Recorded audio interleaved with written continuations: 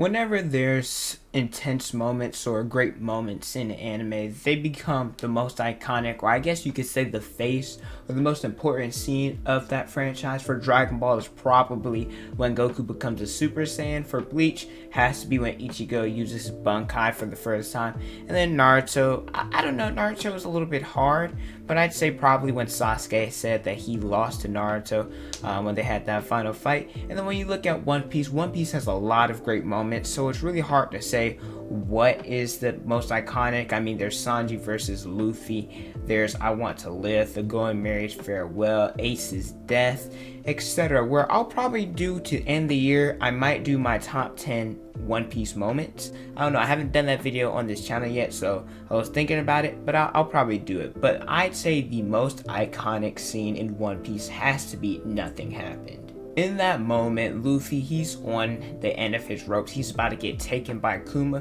when Zoro comes in and says, "Hey, take my life instead.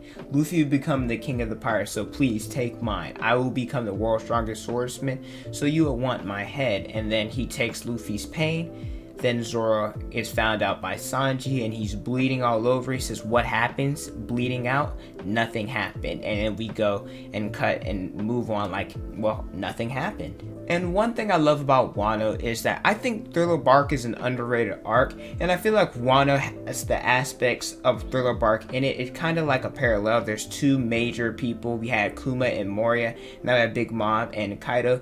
There's going to be Zoro. He got a new blade. He has Shisui and Thriller Bark, and now he has Enma. And then there's Zoro's sacrifice, or the drug that he has now that Zoro's going to take a lot of damage. In chapter 1036, we see Zoro laid out on the floor, bleeding out a little bit. I don't think that's the damage. I feel like it's going to be much more than that. I feel like we'll see Luffy witness this similar, well, I guess we didn't see him witness it in Thriller Bark, which we'll talk about a little bit later, but there's a lot of parallels and I can't wait to see how Zoro will handle this drug. And the reason why I want to see Luffy's reaction in Wano is because since he didn't react in Thriller Bark, and Oda, I think he did that pretty well for Luffy not to know, because he'd probably be mad at himself, or he'd be mad at Zoro. There might be a rift. What would happen if he saw Zoro take that pain?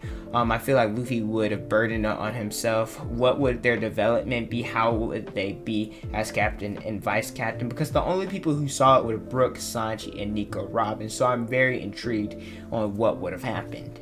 And one thing I love about One Piece, because it's such a long series, a lot of YouTubers, whenever they do reactions, they showcase them watching One Piece. And I like to watch YouTubers react to it because, well, One Piece is my favorite anime slash manga. And I wish that I recorded myself watching it. Fortunately, I didn't, so we're at now. And so I love seeing specific moments. For instance, I Want to Live, or any hype moments from this series. I love watching YouTubers react to them. And I was recently watching YouTubers react to Thriller Bark, and there was this YouTuber, his name is RTTV. They got in a discussion about Nothing Happened and why it's such a great moment. And so I decided I'd make this video talking about, or going into more detail about, why this scene is so important, why it's so iconic, and what it means to the story. When you look at Luffy, a lot of the times he says, "I'm a rubber man," whenever he takes attacks. It doesn't necessarily mean that he can't feel the attacks, but it does mean that they don't have any impact on him, right? Luffy, just because he pushes through, compared to a normal man, if Luffy were to get squished, that would probably kill a normal man, and stuff like that. So most of Luffy's pain comes from, if it's not from blades, from internal damage that he uses when he uses his gears, especially if you were to stack them. I believe when Luffy stacked gear 3rd and 2nd, Usopp was the one to say you're pushing yourself too much, and so Zoro, he took all that pain. And I love that Luffy, he's the type of guy, he takes the pain, he takes the damage as the captain, he eats, sleeps, and moves on. He doesn't complain about it, so I love that about him. I say this in a lot of videos pertaining to Zoro, but this scene is very important for his development, and it solidifies why he's Luffy's right hand, why he's vice captain. Because in the start of the series, Zoro was like, "Hey, I'll be a pirate." And this is kind of why I believe it's volume 3, that's one of my favorite manga covers, because it showcases Zoro and Luffy in their early stages. Zoro, he's like, "Hey, I don't care if my name becomes infamous or whatnot, whatever it takes, I want to be the world's strongest. And if you get in the way of that, if you do, then I'll kill you, or you must commit harakiri." And this is funny because Luffy's like, "Hey, I don't need no less than that on my crew." And when you look at Zoro's development in this arc, he's like, "Hey, take my life instead. Luffy become king of the pirates. He's willing to throw away his ambition for somebody else, someone important to him like Luffy. And then against King, we saw another flashback saying that Zoro, he has a promise to his captain, his closest friend, Kuina, and Luffy, saying that, hey, I have to do this for Luffy's sake. My ambition intertwines with Luffy's to become king of the pirates. And I want to talk about Zoro's pain tolerance, because Zoro took a lot. When you look at him, it looked like he went to hell and back. Let's be real. Zoro was straight up G for this moment.